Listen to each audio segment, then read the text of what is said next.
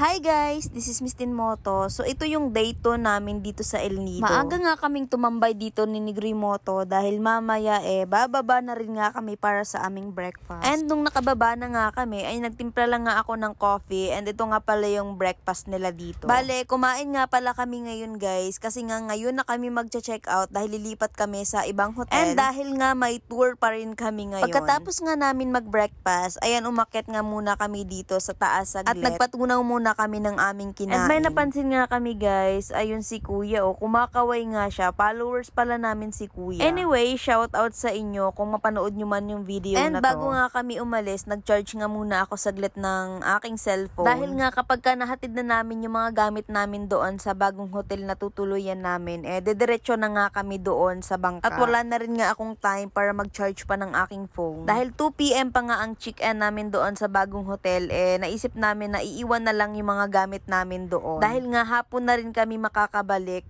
galing sa tour. And bago nga kami makaalis, ayan, may mga followers pa pala kaming naghabol para sa sticker. Tour guide din pala sila guys dito sa El Nido and nakita nga daw nila kami sa isla kahapon pero hindi nga sila sure na ngayon lang doon. Din nga nila na sure na kami pala talaga yung nakita nila kahapon. Anyway guys, dito nga pala kami magsistay ng isa pang gabi dito sa Villa Israel Eco Park El Nido Hotel. Dahil nga 2 PM pa yung check-in namin, iniwan muna namin yung mga gamit namin doon sa kanilang front desk para sila nang bahalang magpasok sa room namin mamaya na mga gamit namin. Dahil nga panigurado, hapon na nga talaga kami makakauwi. Anyway, paalis na kami sa mga oras na to and ito nga yung aming traveling tours, Cobera Traveling Tours. And humingi na rin ng sticker sa atin si ma'am dahil followers nga tayo ng husband niya. Anyway, shout out po sa inyo ma'am and sa husband nyo. And syempre, namigay na rin tayo ng sticker natin dito sa mga tour guide din. And dahil malayo na nga ito sa hotel namin, dinala na rin namin yung motor namin and nagpaiwan na lang din kami ng helmet dito sa kanila. And maya-maya nga lang, sinundan na rin nga namin si Kuya. Isa pala si Kuya sa magiging tour guide namin ngayong araw. Pagkatapos nga ng ilang minutong paglalakad namin, narating na rin namin tong spot na to and dito nga namin naantayin yung iba pang mga kasama namin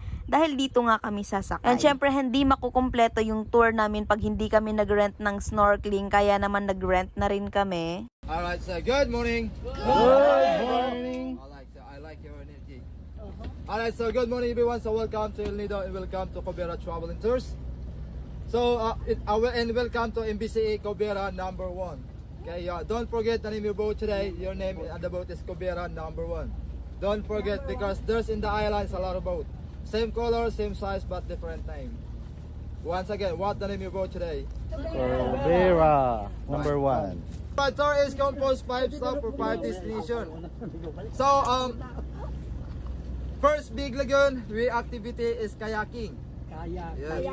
Yeah, but I forgot to tell you the kayak there is a rental. It's not included there for kids, except for 2 person here. And second one, we're going to Secret Lagoon, but I tell you later it's because secret. Okay? And third one, we're going to Pinanglungaban Island, the snorkeling spot. And fourth, we're going to Payong Payong Island. That's our lunch area. That's my favorite place. I like Payong Payong. Yes. I love it. I like Payong Payong. And mom and sir, this reminder, this month is season on box jellyfish. Okay? 7 Commando Beach is near from here. The jellyfish is living for brackish water. You know brackish water? It's combination of fresh and salt water. That's favorite place of jellyfish. Then that's much better. We're going to Intalola for our last stop. Okay, everyone?